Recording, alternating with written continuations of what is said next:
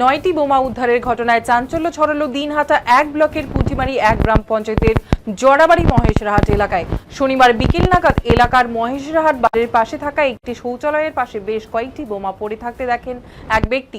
এরপরেই তিনি আশেপাশের এলাকার বাসিন্দাদের খবর দেন।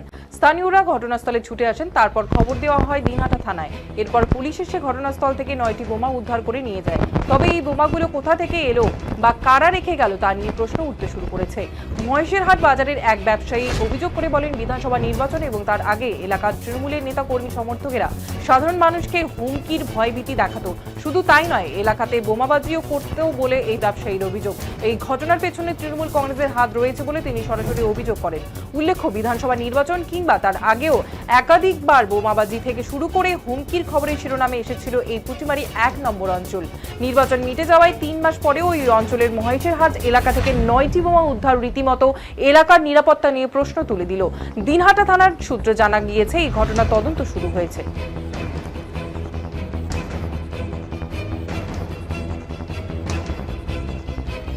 হ্যাঁ দে জল দিন না না কিছু বলতে ঢুকে না আরো জল লাগবে দিদে নিয়ে যা তো অর্ডার কি দেখি যার সাথে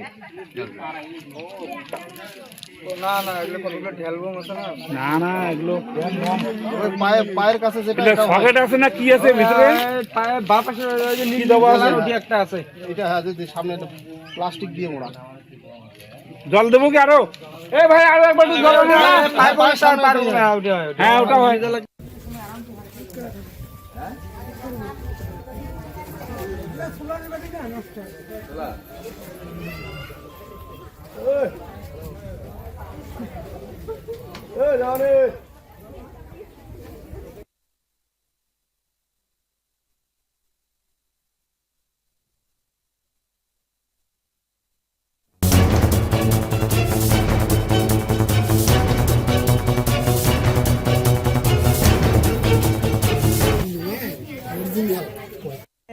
আমরা তো এখানে মন্দিরে শিব মন্দিরে আমরা কাজ করছিলাম, প্রতিমা বানাচ্ছিলাম, শিবলিঙ্গের কাজ করছিলাম। এমন টাইমে আমাদের পাশের গ্রামেরই আমার পাশের বাড়ি এক লোক এই যে ক্যাঁচড়াগুলো দেখতে পাচ্ছেন না, এখানে ফেলতে আসছে। এখানে ক্যাঁচড়া ফেলার পরে আমাকে গিয়ে বললো ওটা ওখানে বম দেখলাম, একটু আসলে বললে বম নাকি? পরে আমরা দেখলাম যে হ্যাঁ একটু বম।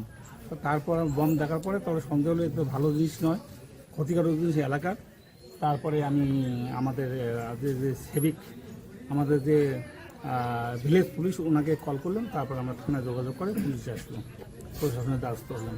পুলিশ তুলে নিয়ে গিয়েছে বোমগুলো কিভাবে এলো বা কি মনে হচ্ছে?